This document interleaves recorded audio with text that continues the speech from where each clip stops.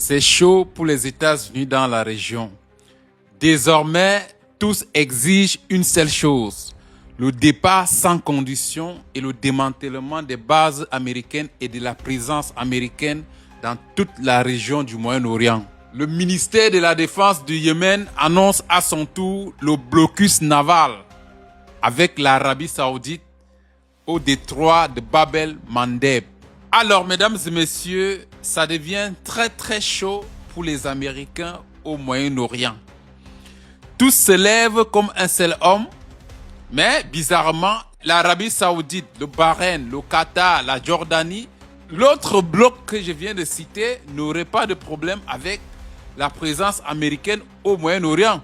Ou alors aurait des mains liées au point où elles seraient incapables de réclamer le départ de la présence américaine au Moyen-Orient, du fait que les bases américaines sont stationnées et installées dans ces pays, les rend carrément incapables et impossibles à toute réclamation du départ américain. La Russie avait prévenu aux États-Unis et aux Occidentaux que si les Yéménites, les Houthis du Yémen se levaient et qu'ils commençaient à exiger les mêmes réclamations de l'Iran, ça risque de devenir pire pour l'Occident dans la région et ça risquerait d'impacter même l'économie mondiale.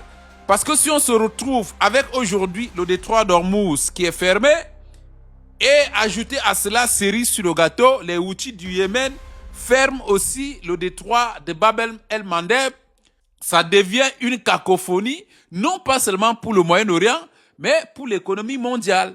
Tous les pays ont ressenti les secousses énergétiques en ce qui concerne le pétrole, le gaz. Depuis le déclenchement du conflit irano-américain-israélien, tout le monde subit dans sa chair, y compris en Europe, même aux États-Unis, les affres des augmentations des énergies. Alors, mesdames et messieurs, les Houthis du Yémen sont en train de faire leur entrée en matière doucement. Pour un premier temps, ils ont annoncé le blocus naval. Donc, ils préviennent que les hydrocarbures saoudiens n'ont plus à compter de ces jours l'autorisation de passer par le détroit de Bab el-Mandeb. Donc, ils voudraient asphyxier à leur tour les Saoudiens de leur rente pétrolière. Et là, ce n'est que le début d'une action, d'une sanction isolée qui risquerait de devenir généralisée. Et on risque de se retrouver avec un deuxième Iran. L'Iran avait prévenu attaquer Téhéran embraserait tout le Moyen-Orient. Est-ce qu'on n'en est pas là?